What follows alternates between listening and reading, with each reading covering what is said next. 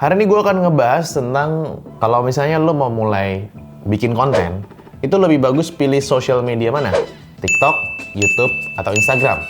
Nah, gue akan kupas habis di dalam video ini. Stay tune sampai habis.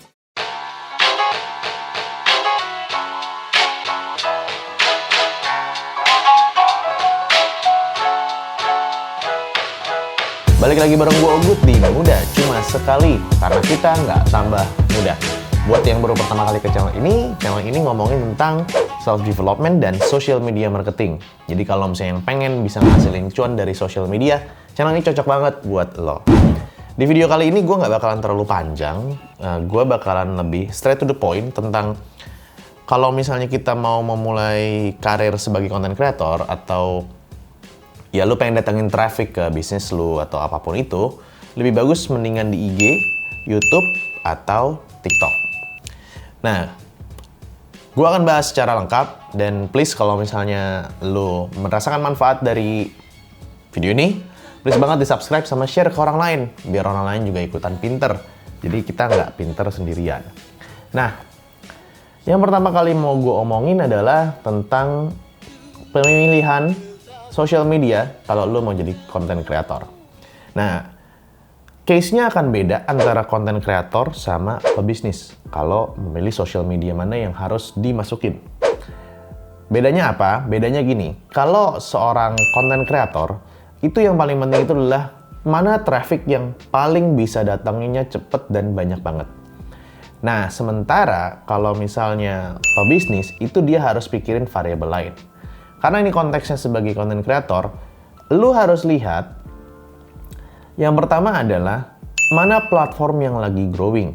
Kalau dibandingin YouTube, Instagram, sama TikTok, YouTube itu setahu gue udah lama banget, Instagram 2000 berapa ya, gue lupa, nanti bisa dicek dimasukin sini nih. Yang lagi green-greennya atau yang lagi enak-enaknya buat dapetin followers itu adalah di TikTok. Kenapa? Karena TikTok ini cenderung platform baru. Platform baru akan lebih mendukung si kreatornya biar orang-orang pada tertarik dengan konten-konten kreatif yang sudah dibuat sama konten kreatornya. Alhasil, traffic akan lebih cepat. Nah, TikTok ini gue pengalaman waktu tahun 2020 di bulan apa ya? Bulan Maret apa April gitu, 2020 setahun lalu. Itu gue mulai bikin konten di TikTok dan gila coy. Under 1 bulan, gue lupa berapa, 14 hari kalau nggak salah, ada di Instagram gue. Itu gue dapetin 100K di TikTok. Bikin kontennya 3 kali sehari lah, sampai 5 kali kalau lagi rajin banget. Itu cepet banget gitu. Nah, maka dari itu kalau sebagai content creator, yang pertama kali lo harus lihat adalah, ini platform lagi gurih nggak nih untuk dimasukin. Terus yang kedua adalah, lo lihat segmen market. Karena kalau lo bikin konten itu kan pasti ada yang segmen marketnya. Contoh kayak kalau gue ngomongin tentang social media gini, ya nggak mungkin ke anak-anak. Terus nggak mungkin juga ke bapak-bapak yang udah mungkin senior 50 tahun atau 60 tahun. Nah, maka dari itu lo lihat lagi, apakah si orang yang lo sasar ini ada di TikTok atau enggak. Kalau misalnya dua-duanya ada, hajar. Jadi kalau menurut gue untuk konten kreator, mulailah pertama kali di TikTok karena masih gampang banget. Nah, cuman jangan meninggalkan hal lain atau social media lain. Lu bisa 80% itu fokus di TikTok, tapi 20% lu mulai bikin-bikin konten di Instagram. Biar apa? Biar nanti kalau Instagram udah ngeluarin fitur-fitur baru untuk mengalahkan TikTok, kayak Reels misalnya, lu nggak kaget lagi, lu udah memupuk gitu loh. Itu saran gue untuk konten kreator. Nah, saran untuk pebisnis, kalau menurut gue, yang pertama kali harus lu pikirin adalah segmen market lu ada nggak di sana? Ada nggak orang yang willing to buy atau orang yang memang mau beli produk lo?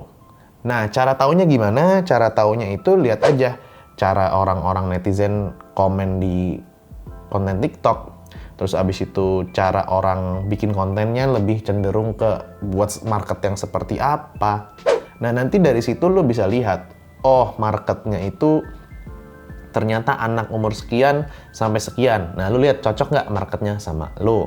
Lu juga bisa cek di laporan-laporan, misalnya kan pasti sosial media itu ngasih tahu data usernya mereka itu mayoritas di umur berapa, pekerjaannya apa, dan lain-lain. Lo bisa lihat insight itu di Google juga. Jadi enak, lo bisa kasih, ada gambaran lah gitu. Si audiensnya di platform itu cocok nggak buat lo.